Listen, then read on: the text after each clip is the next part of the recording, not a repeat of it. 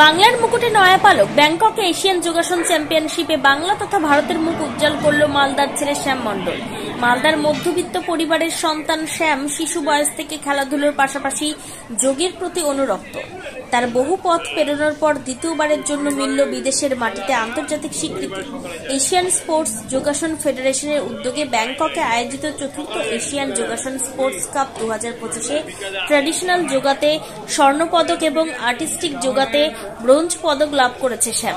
বিগত 27 জুন থেকে 30 জুন থাইল্যান্ডের ব্যাংককে আয়োজিত এই প্রতিযোগিতায় অংশ নিয়েছিল ভারত সহ 8টি দেশ। অবশ্যই এর আগেও তিনি দ্বিতীয় এশিয়ান যোগা চ্যাম্পিয়নশিপে 2টি সোনা লাভ করেছেন। শ্যাম মণ্ডলের বাড়ি গাজলের হাটনগরে। মঙ্গলবার তিনি ব্যাংকক থেকে কলকাতা হয়ে মালদায় ফেরেন তেভাগা এক্সপ্রেসে। এই যে সাফল্য তাতে আমরা মালদাবাসী গর্বিত। আমরা মালদা ডিএসের পক্ষ থেকে তাকে শুভেচ্ছা জানাবো। মানুষজন সেখানকার তার বন্ধুবান্ধব সবাই অপেক্ষা করছে। আমরা শ্যামের আগামী জীবনের সাফল্য কামনা করছি। শ্যাম মণ্ডল। আপনি কোথায় প্রতিযোগিতাটা কোথায় হয়েছিল, কবে হয়েছিল? এটা হয়েছিল 4th Asian yoga federation championship ব্যাংককে হয়েছিল 27 থেকে 29 জুন।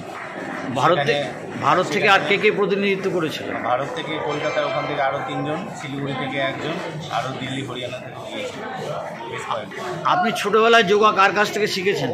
ছোটোবেলায় অ্যাকচুয়ালি আমি যোগা করতাম, খেলাধুলা এমনি করতাম। অ্যাকচুয়ালি আমি কলেজ লাইফে যখন কলেজ কমপ্লিট করি তারপর থেকে মেনলি যোগা কোর্স শুরু করি।